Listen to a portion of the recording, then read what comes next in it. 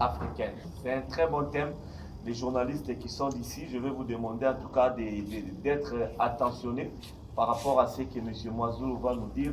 Cela vous permettra de poser un certain nombre de questions par rapport à cela pour de nombreux téléspectateurs, de nombreux également, enfin la population qui va nous suivre à travers le monde, parce que je vois les amis des chaînes YouTube, mais aussi nous qui sommes de médias locaux ici au Congo. J'espère qu'il y aura une large diffusion et les gens comprendront ce que M. Moiseau Diabanza, le porte-parole de l'IDC, aura à nous dire par rapport à cela.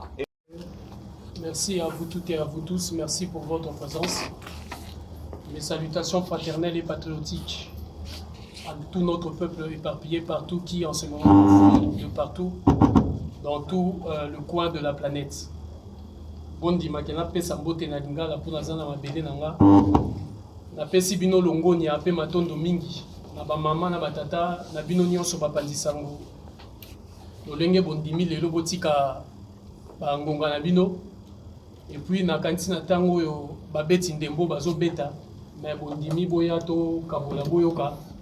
Mongongo na memi lelo, bien que na passion na outi nango nazana ba structure na kati ya mundoko, mais quand il s'agit de l'avenir et Afrique na se surpassaka po nakoka toujours comme ma voix wana. Alors mes chers amis, avant de commencer, je voudrais que tout le monde nous puissions observer une minute de silence en mémoire d'abord d'un géant, d'un être de lumière parmi nous. Quelqu'un qui a su apporter, tant soit peu, par sa contribution, un apport considérable sur l'avancée justement de la compréhension de notre peuple sur les questions de notre identité, sur des questions de notre libération, sur des questions profondes de la Renaissance africaine. Jadis, beaucoup pensaient peut-être que c'était des badauds, c'était des brigands qui menaient ces actions-là à Paris, mais par ça, par son expertise, j'allais dire, scientifique, il a su quand même apporter cet éclairage et aujourd'hui, tout le monde est d'accord sur sa démarche. Alors j'ai voulu que l'on rende hommage à Kalala Omotunde qui nous a quittés dans des circonstances totalement floues. Mais je voudrais aussi par la même occasion, au cours de cette minute de silence, que l'on puisse rendre hommage à un de nos dévanciers, quelqu'un qui m'a précédé, j'allais dire, dans cette phase du combat, et qui a été un chasseur par excellence de tout notre patrimoine pillé d'ici et là. Je citais nommément Syndicat Dokolo, qui nous a aussi quittés, ainsi que tous ceux qui, au nom de la liberté de l'Afrique, nous ont quittés. Merci.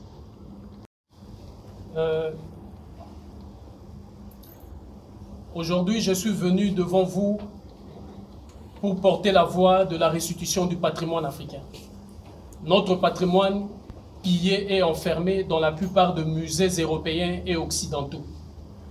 J'ai toujours considéré au plus profond de moi que la révolution culturelle semble le chemin inévitable pour permettre à l'Afrique de redevenir ce que l'Afrique a été, pour permettre au Congo de récupérer justement le rôle qui est le sien pour l'humanité et pour l'Afrique. Le président Kwame Nkrumah, avant de partir, disait que seul avec le Congo, nous ferons de l'Afrique une véritable puissance économique, politique et militaire. Tout le monde sait que lors de la conférence du Berlin de 1885, cette conférence, le thème, c'était la conférence du Congo. C'était pour partager le Congo, parce que tout le reste suit après. Mais c'est le Congo qui est l'enjeu principal. Et le Congo reste jusqu'à preuve du contraire, si l'on veut, ces moteurs étatiques qui permettra notamment à l'Afrique de retrouver ses couleurs datant. Je disais que ces patrimoines aujourd'hui pillés et enfermés, mais lorsque je parle de la notion du patrimoine, je voudrais aujourd'hui pousser un peu le borne de l'intelligence et de la compréhension plus loin. Ces patrimoines, c'est d'abord, avant tout, notre patrimoine politique. Le patrimoine politique de l'Afrique. On a volé à l'Afrique sa propre organisation des systèmes politiques. On nous a volé tout ce qui nous permettait, nous, comme on dit chez les Congo Louyalou, notre propre organisation politique et administrative pour nous organiser et gérer toutes les ressources qui sont d'ailleurs des ressources divines et naturelles que le Créateur nous a justement désignés en tant que gardiens et entre guillemets propriétaires pour notamment le bonheur de l'humanité. On nous a volé notre patrimoine économique. Notre patrimoine économique, c'est l'ensemble justement aujourd'hui des accords multilatéraux et bilatéraux signés, des accords bidons imposés aux pays européens, aux pays africains, qui sont signés et qui permettent justement l'évaporation de nos richesses vers d'autres cieux. Ces contrats léonins et ces contrats juteux qui permettent aux entreprises occidentales justement de gagner et de faire le bonheur de leur société, de leur nation et de leurs États, et d'appauvrir de façon indescriptible et inqualifiable notre mère patrie, l'Afrique. Ces contrats qui font qu'aujourd'hui, la République démocratique du Congo peut produire les nickel si vous voulez, les coltan si vous voulez, les cobalt si vous voulez, mais la République démocratique du Congo n'est même pas capable d'aller au-delà des 10% de ce qu'il produit comme richesse. Parce que les multinationales imposent des contrats léonins qui nous volent notre patrimoine économique. Ce patrimoine, c'est aussi le patrimoine financier.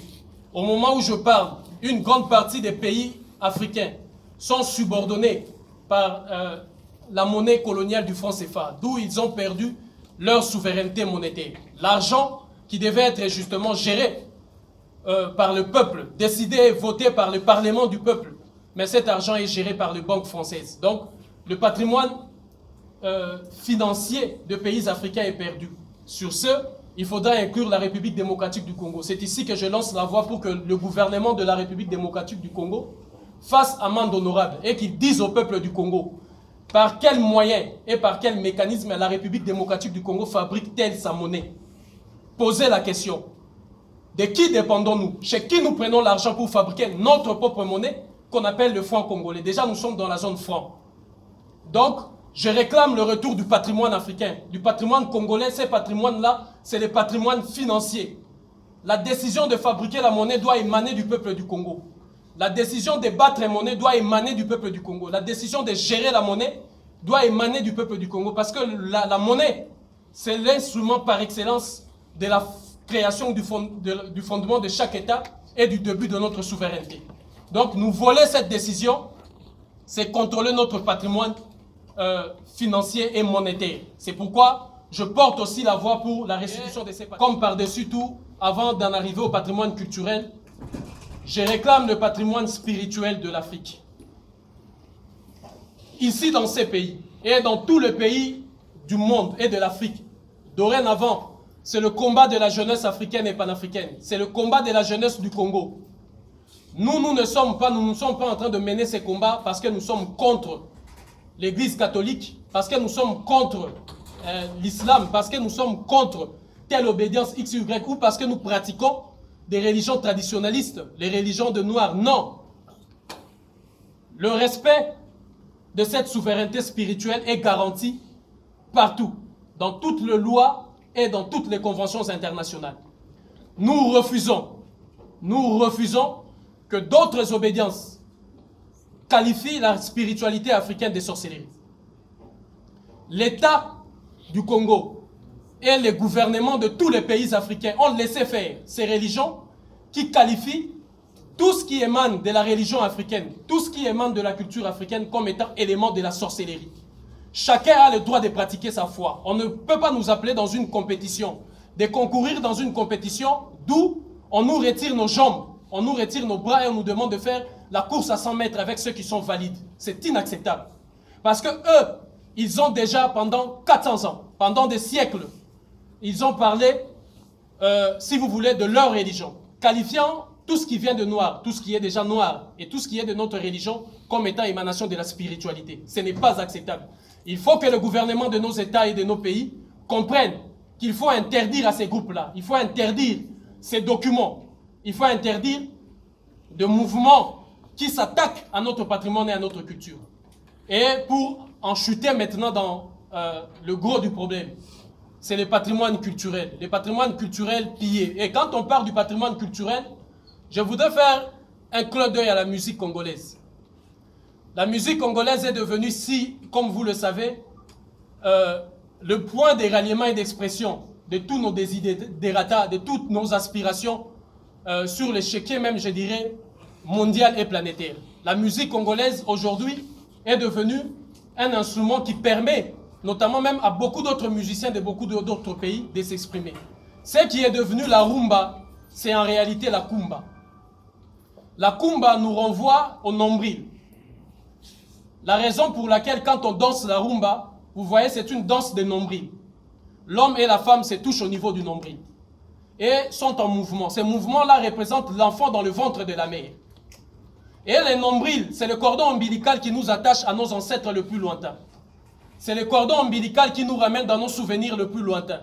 Jadis, le musicien du Congo, quand il chantait la kumba, donc ce qui est devenu la rumba, il citait et il chantait les hauts faits, notamment de gens de la famille en question, de la lignée en question, vos ancêtres qui ont fait des grandes épopées, des grandes œuvres, qui ont fait des grandes actions, qui ont marqué l'histoire. C'est eux qu'on chantait.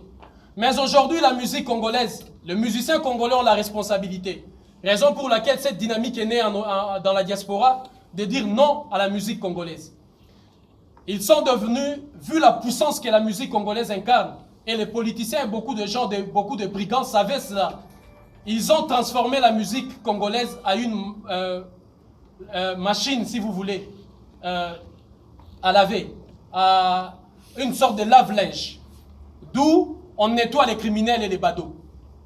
Il aurait suffi qu'on prenne un voleur et qu'un musicien congolais dise sur ces voleurs-là, les hauts sommets ou les pacificateurs, les voleurs en question deviennent quelqu'un respectable. C'est inacceptable.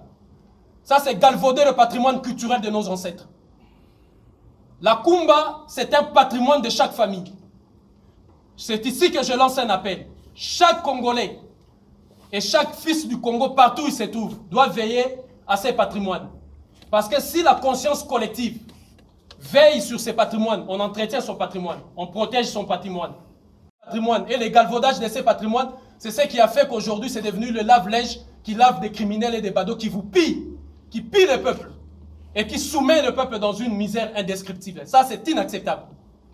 Donc, j'écris au nom de ces patrimoines que l'on défende ensemble, ces patrimoines culturels, parce que la kumba, donc la rumba a traversé, c'est aujourd'hui dans tous les pays d'Afrique. Et c'est partout là où sont partis nos ancêtres qui ont été déportés, à Cuba, à Trinidad, Tobago, en Martinique, en Guadeloupe, en Haïti, on retrouve cette musique. Alors j'en appelle à un sursaut patriotique, à un sursaut culturel, afin que nous puissions former un bouclier pour défendre la musique. Et j'interpelle la conscience de tous les musiciens congolais qui exécutent la kumba, de comprendre que ça c'est un patrimoine. Et dorénavant, nous ne leur laisserons pas. Cette dynamique déclarer la guerre. Femmes, enfants, hommes et femmes furent violés, tués, massacrés. Il y a eu une tuerie de masse. La résistance héroïque du peuple du Congo et des guerriers Congo avait empêché justement la Belgique d'avoir la même mise sur notre territoire. Rappelez-vous, lorsque la Belgique a réussi son coup, Boma est devenue la première capitale de l'État indépendant du Congo, donc la première capitale politique de la République démocratique du Congo. Ils ont volé la pièce Nekuko. Une fois volé la pièce Nekuko, la résistance a faibli et ils ont massacré d'ici et là. Ils ont emporté cette pièce. En 1879, une année après, le chef Nekuku lui-même a demandé la restitution de ses patrimoines. Ils ont refusé.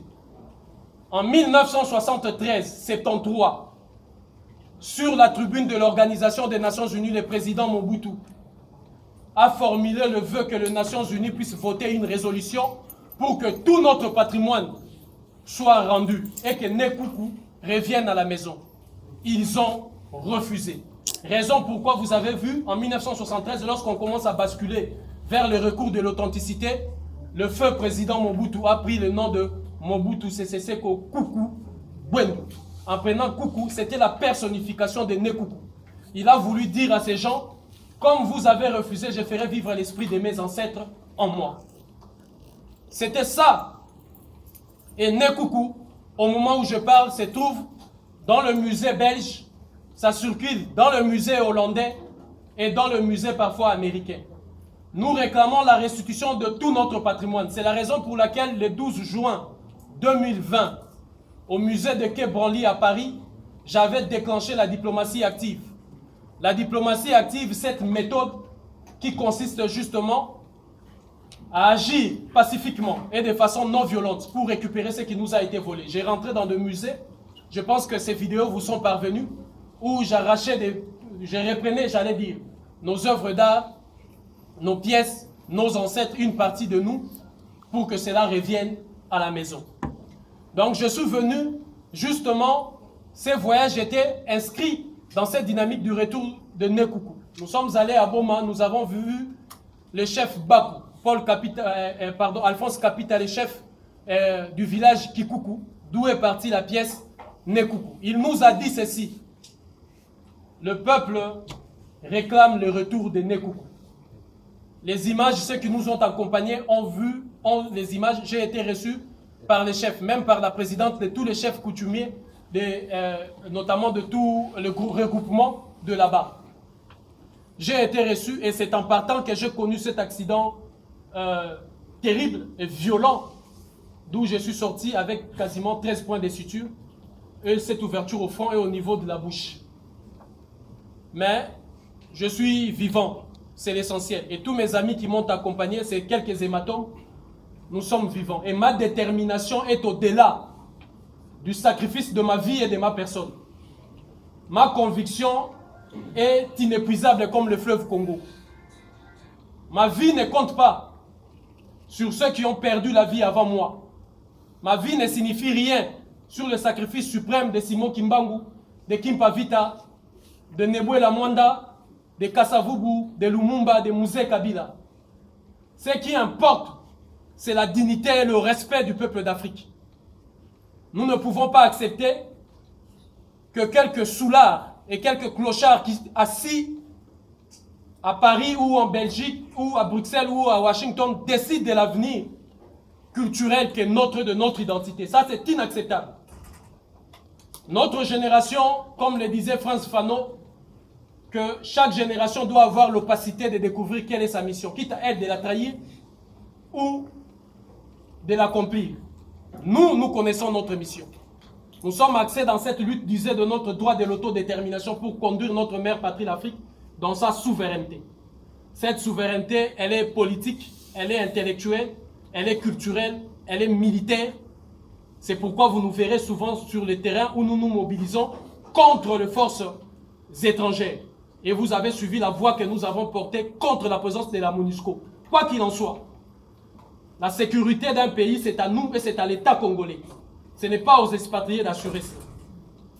Donc, nous sommes dans cette dynamique et nous réclamons le retour de Nekoukou, le retour de toutes nos pièces. Le porte-parole des prévaricateurs, de voleurs et des receleurs, Emmanuel Macron, est allé au Burkina Faso. Quand nous avons déclenché la diplomatie active, il a dit là-bas que nous allons restituer. Lorsqu'il est revenu à Paris, sur les centaines de milliers d'œuvres qui sont là-bas, parce qu'il y a des musées, il y a des congrégations religieuses. Comme vous le savez, l'Église catholique à l'époque, pendant la période coloniale, avait participé à ces pillages de notre patrimoine. Et la jeunesse congolaise doit avoir ça dans sa mémoire. Mettez votre foi à part. Moi, je n'attaque pas les foi des gens. Je la respecte. Votre foi à part. Mais le respect et la dignité que notre n'est pas négociable. Ça, c'est l'histoire. L'Église catholique, tôt ou tard, devra s'expliquer sur ces crimes et ces pillages. Parce qu'ils nous ont dit que ces statues-là, c'est la sorcellerie. La sorcellerie ne cohabite pas avec Jésus-Christ. Mais dans le pays de Jésus-Christ, les descendants de la Vierge Marie, nos statues font rentrer des millions dans leur musée. Un enfant qui est né à Kikoukou, pour qu'il puisse avoir accès au patrimoine de ses ancêtres, doit payer son billet. D'abord pour venir à Kinshasa, faire un parcours administratif pour chercher le visa. Parfois, le visa est refusé. L'argent ne lui est pas restitué. C'est du raquettage diplomatique. Ensuite, il doit aller à Paris. Il doit payer ses hôtels, ses journées là-bas. Et aller chercher quelqu'un qui vit là-bas pour lui conter l'histoire de ses ancêtres. C'est inacceptable. L'Égypte aussi qui réclame leur patrimoine. Et nous, la jeunesse de ces pays-là, nous sommes mobilisés pour aller dans ce sens, pour récupérer notre patrimoine. Nous voulons le retour de notre patrimoine ici à la maison. Si ces statues seront détruites ici, si elles seront cassées, ici, Si elles seront enterrées ici, si elles repartiront dans les forêts, c'est dans les forêts de Mayombe, dans les forêts équatoriales, dans les forêts à Kisangani ou forêt de Bwindi, et pas nulle part ailleurs. C'est inacceptable, justement, que cela aille dans ce sens. Donc, nous réclamons la restitution de notre patrimoine et nous réclamons enfin que le gouvernement africain suive la logique et nôtre. Mes chers amis, mes chers frères et sœurs, chers papas, maman, mes chers compatriotes, on ne demande jamais à un voleur l'autorisation pour récupérer ce qu'il a volé. Si quelqu'un vous a volé, vous n'avez pas à lui demander l'autorisation de vous rendre ce qu'il vous a pris. Vous récupérez automatiquement. Les conciliabules que la Belgique, la Hollande, les États-Unis, la France cherchent, c'est une insulte et c'est une manœuvre dilatoire pour gagner du temps. Ce qui importe, c'est la restitution. À Kikuku, on a parlé avec le chef pour conclure sur ça. Il a dit que Nekuku doit revenir et qu'on doit construire un mausolée sur la place du village pour mettre cela et tout le monde viendra pour profiter de ce bonheur-là. Voilà la voix que je porte de tous nos compatriotes de la Martinique, de la Guadeloupe, de l'Haïti. D'ailleurs, je m'étonne jusqu'à aujourd'hui qu'il n'y a pas l'ambassade de la République démocratique du Congo en Haïti. Je crie pour la mise en place d'une ambassade en Haïti, au Trinidad Tobago, renforcer les relations diplomatiques avec Cuba, avec tous ces pays, parce que nous avons une histoire. Les peuples partis du Congo ont été arrachés sur ces terres, volés et esclavagisés. Ce ne sont pas des esclaves, que l'on ne vous trompe pas. Même un chien ou une chienne, lorsque vous attaquez son petit, il se défend, il va vous mordre. Vous savez combien est-ce qu'il est difficile d'aller chercher les œufs du crocodile, du pangolin ou de l'autruche. Les Africains n'ont pas vendu leurs frères. C'est une falsification historique. Il y a eu des razzias, on nous a volé.